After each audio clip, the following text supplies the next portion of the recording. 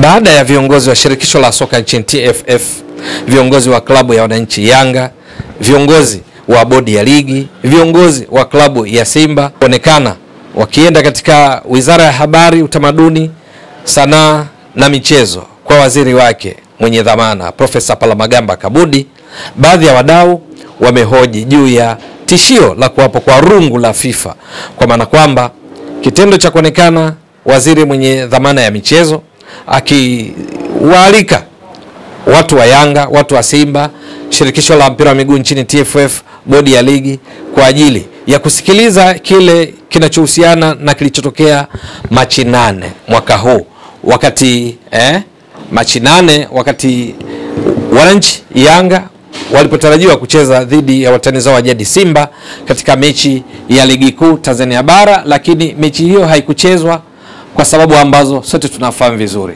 kwamba Simba walilalamika hawakupata nafasi ya kwenda kufanya mazoezi ya mwisho siku moja kabla ya mechi kwenye uwanja utakaotumiwa kwa mechi hiyo, kinyume cha kanuni ambazo zinaelekeza kuwapo kwa haki hiyo.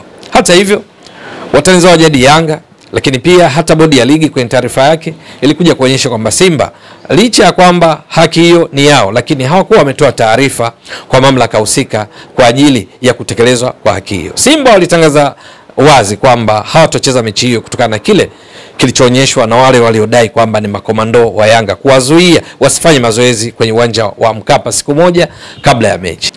Bodi ya ligi ilikuja kutoa taarifa kwamba mchezo huo umeahirishwa na utapangiwa siku nyingine.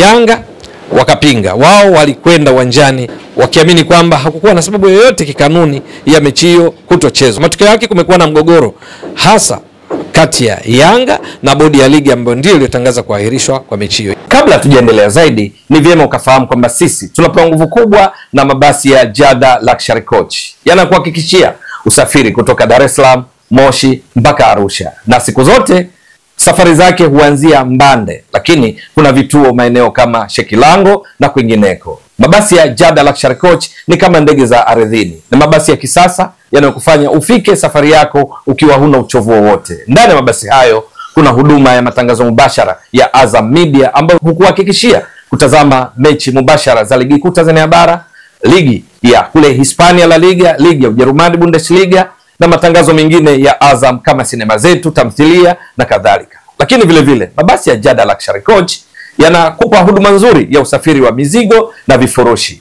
Vifurushi vyako, mizigo yako unaweza kuisafirisha kwa salama, kwa uhakika na kwa wakati kupitia mabasi haya ya Jada Luxury Coach. Wasiliana nao kupitia nambari za simu unaziona hapo ili kufanya booking kwa ajili ya usafiri wako na mizigo yako.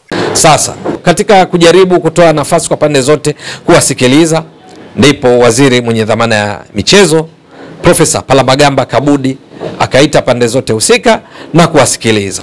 Sasa kitendo hicho ndicho ambacho kimewatia hofu baadhi ya fuatiliaji wa mpira wa miguu, wakihoji kwamba je, hilo halihatarishi nchi yetu kuja kushukiwa na rungu la FIFA la kufungiwa kwa sababu tu kuonekana kana kwamba serikali inaingilia shughuli za uendeshaji wa mpira wa miguu?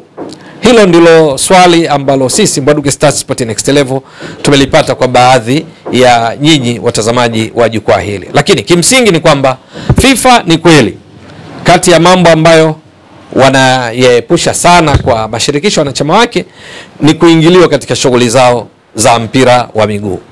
Kweli serikali ni wadau muhimu duniani kote katika kufanikisha shughuli za mpira wa miguu, lakini linapokuja swala la kitaalam, masuala ya kanuni na uendeshaji wa mpira wa miguu, basi FIFA maelekezo yake ni kutaka kusiwe na uingiliaji wa serikali katika mashirikisho wanachama.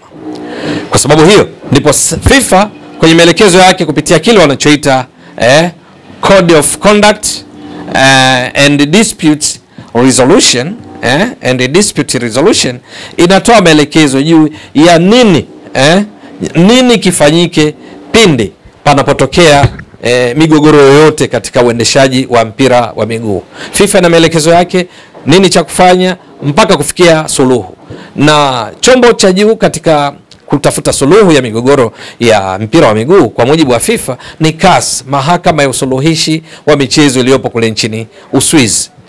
Sasa kwa sababu hiyo zipo nchi kadhaa ambazo zimekumbana na rungu la FIFA kwa sababu tu serikali zake ziliingilia mpira wa miguu ama mahakama za kawaida ziliingilia masuala ya mpira wa miguu. Kwa mujibu wa FIFA ni kwamba nchi wanachama tuseme mashirikisho wanachama yaliyopo katika nchi mbalimbali duniani yapo katika nchi ambazo sheria zake zinatofautiana kati ya nchi moja na nyingine. Kwa sababu hiyo FIFA inaona kana kwamba lazima kufuata utaratibu iliyojiwekea katika familia, katika mpira wa miguu, katika kutafuta suluhu ya migogoro. Kwa sababu hiyo sio mahakama za kawaida, sio serikali ama chombo chochote wanasema third party kuingilia katika masuala ya kitaalamu, masuala ya kikanuni ya kushughulikia migogoro ya kimichezo. Kwa sababu hiyo imeshuhudiwa nchi mbalimbali zimekumbana na rungu la FIFA, ambapo pale inapoonekana kwamba mpira wa miguu umeingiliwa, basi FIFA hatua mojawapo kubwa hufanya ni kufungia nchi husika kushiriki katika michuano ambayo yenyewe FIFA inaisimamia. Miongoni mwa nchi ambazo katika nyakati tofauti zimekumbana na rungu hili, Tanzania ni mojawapo. Miaka 2000 wakati huo ikiwa chama cha soka nchini FAT chini ya mwenyekiti wake almarhum marehemu Muhidini Ndolanga, lakini pia katibu wake Ishmael Aden Rage, kuna wakati miaka 2000 tuliwahi kufungiwa kama taifa. Lakini hivi karibuni Februari mwaka 2022, miongoni mwa nchi ambazo zimewahi kukumbana na FIFA kwenye mwaka huo 2022 ni pamoja na India. India iliwahi kukumbwa na rungu la FIFA kwa sababu tu ya serikali kuingilia shughuli za mpira wa miguu. Lakini nyingine ilikuwa ni Zimbabwe, ambapo serikali kupitia kile ambacho kwetu sisi tunaita Baraza la Michezo la Taifa BMT, chombo chao chenye shughuli kama za BMT kiliingilia shughuli za soka nchini Zimbabwe na kuunda kamati maalum kuendesha shirikisho la soka na kuwaondoa viongozi waliopo kwa sababu kulikuwa na tuhuma za ubadhirifu, lakini pia tuhuma za unyanyasaji wa kijinsia kwa mwamuzi mmoja mwanamke. Lakini jambo hilo likawafanya Zimbabwe wafungiwe na FIFA kwa sababu tu ya serikali kuingilia shughuli za mpira wa miguu. Lakini wengine waliokumbwa na rungu hilo ni pamoja na Pakistan kwenye nyakati tofauti. Pakistan imewakuta, kuna Chad imeshawahi kuwakuta wakafungiwa, Nigeria wameshawahi kufungiwa, lakini hivi karibuni ni Congo Brazzaville ambao walikuwa ni wenzetu katika kundi letu kwa nia kufuzu kwa finali za kombe la dunia zitakazofanyika 2026 kule Marekani, Canada na Mexico. Wameshukiwa na rungu la FIFA kiasi ya kwamba hata mechi zao walizopaswa kucheza dhidi yetu sisi Tanzania na Zambia hazikuchezwa kwa sababu wamefungiwa. Kisa ni kwa serikali kupitia Wizara ya Michezo kule nchini Congo Brazzaville kuingilia shughuli za shirikisho la soka la Congo FECOFOOT.